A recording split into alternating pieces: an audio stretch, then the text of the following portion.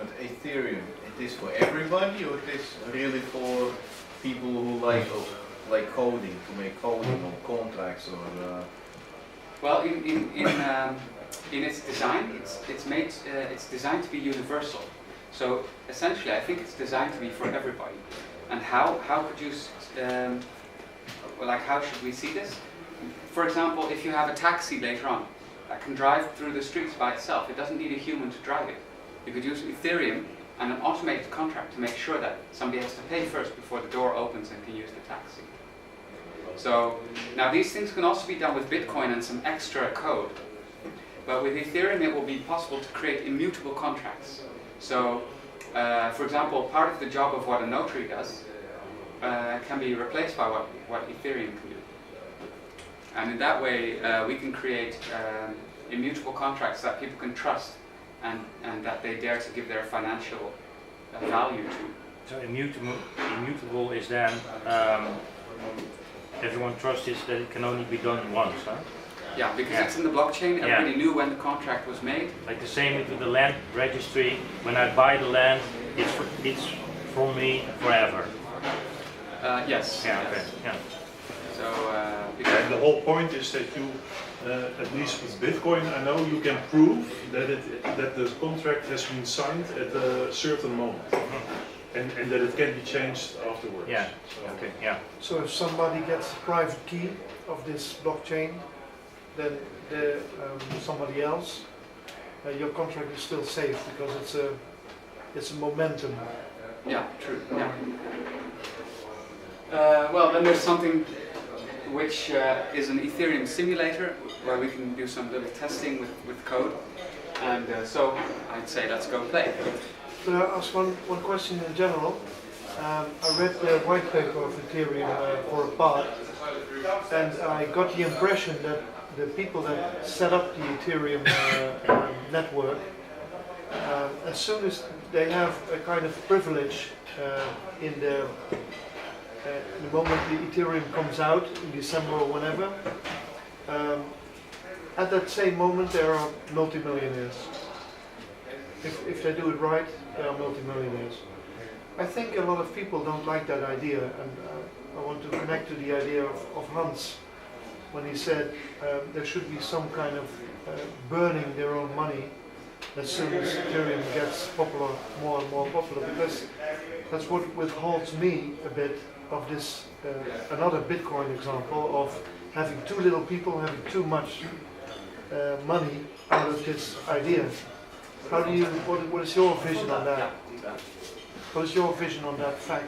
Well, I agree that if a lot of people will be able to buy up the ether at the beginning, they will have a distinct advantage, and I do think that could put a strain on its usefulness. Just like that with Ripple, a lot of people had, especially the founders of Ripple, had a lot of ripples already. Yeah, exactly. Yeah. So that's why I'm very enthusiastic about the way Counterparty did it, that they actually did burn their own bitcoins to start Counterparty, and it seems more fair to me. So I won't immediately judge what they're doing with Ethereum because it's difficult to see what their motives are for going about it the way they do. But personally, I do think it would be better if they would burn value for themselves. Are you now talking about the people who founded the project, or people who bought themselves in at an early stage as funders?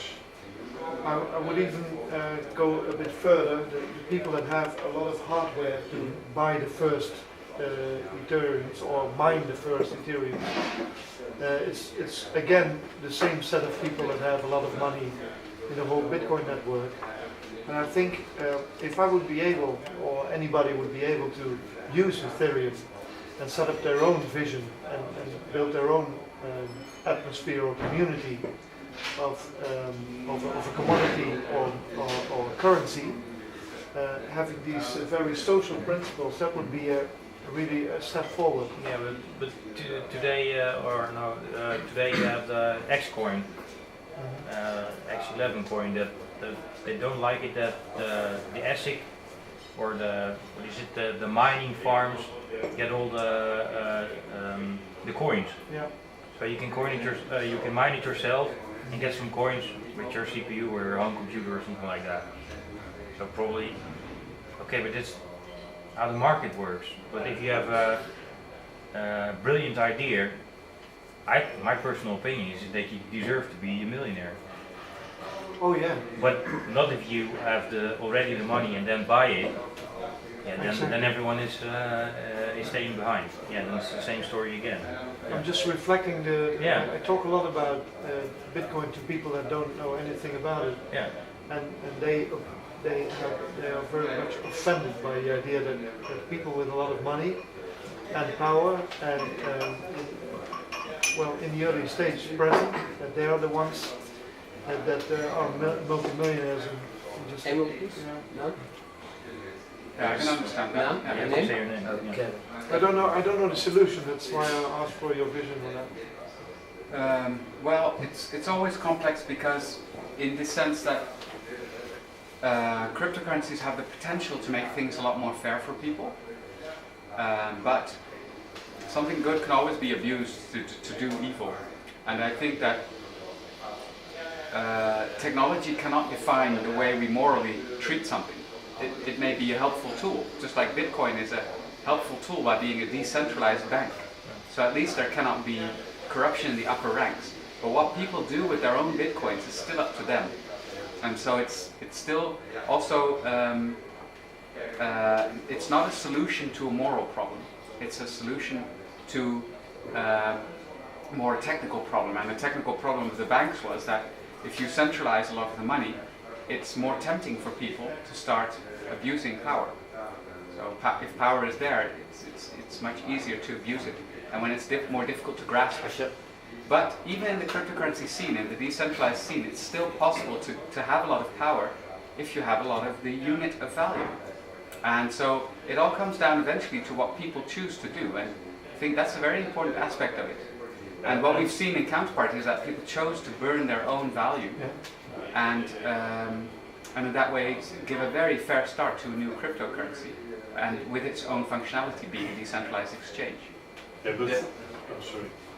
Also, we see that whoever he is, the Satoshi Nakamoto, has not decided to spend his bitcoins ever. So at least the addresses that we know belong to that person or that group have not been spent. And that could be argued as being a fair way to go about it as well. Yeah, but you could also look at the other side. By burning their own assets in CryptoParty, they showed that you can trust CryptoParty. Yeah. You know, if you have a cryptocurrency where the founder has half of the whole coins, then, you know, as an outside person, I would never start with this.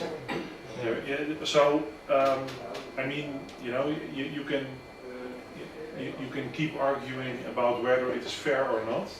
In the eyes of the people who are criticizing it, it is not fair. So, in other words, for them, it's not interesting to invest in such a coin.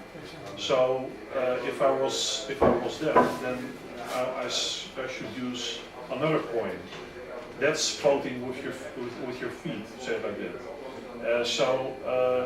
I understand that for media it is very interesting to talk about the fact that you have those Bitcoin millionaires, but I mean, if they are too greedy, then their coins get less worth because people don't want to have to do with anything with them. And you can still buy drugs with Bitcoin, and you can also make drug contracts with Ethereum.